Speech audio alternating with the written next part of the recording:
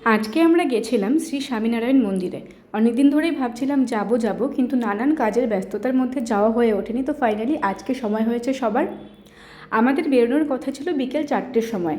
অনেকে মিলে যেহেতু গেছিলাম, রেডি হতে হতে সবার অনেকটা সময় লেগে গেছিলো, তাই এক্স্যাক্ট টাইমে আমরা পৌঁছতে পারিনি। আমাদের পৌঁছতে প্রায় 5টা বেজে গেছিলো। আর ওখানে গিয়ে অদ্ভুত একটা দৃশ্য আমরা দেখতে পাই। হঠাৎ করে দেখি এক ঝাঁক পাখি একসঙ্গে উড়ে চলেছে। এরকম তো দেখাই যায় না এখন। আমার দেখে অপূর্ব লেগেছে। আমি সঙ্গে সঙ্গে ফোনটা বের করে আগে ভিডিও করে নিয়েছি। তারপর ওখানে গিয়ে আমরা সবাই যার যার মতো ঘুরেছি।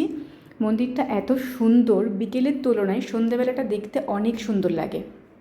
এটা মনেই হয় না যে কলকাতার কোনো মন্দির, মনে হয় যে বাইরের কোথাও। আমাদের অনেক দিন থেকে ইচ্ছে ছিল যাওয়ার, কিন্তু যেতে পারিনি। তো আজকে গেছিলাম। তো ওখানে গিয়ে আমরা অনেক ফটো তুলি, ভিডিও করি। এই করতে করতে অনেক সন্ধেও হয়ে যায়, বাড়ি ফেরারও সময় হয়। আমাদের খিদেও পেয়েছে, ভাবছিলাম কী খাবো।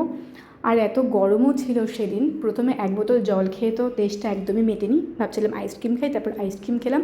আইসক্রিম খেয়ে আবারও খিদে পেয়ে যায়। তারপর আমরা নিয়েছিলাম এখানে পাওভাজি খেয়ে বাড়ি ফেরার সময় এখানে দেখতে পাই কয়েকটা গাছ। আমার তো গাছ, ফুল, পাহাড়, পর্বত খুব ভালো লাগে। আমি এটারও একটা ভিডিও করে নিই। এটা ভিডিও করে আস্তে আস্তে বাড়ি চলে আসি। টাটা।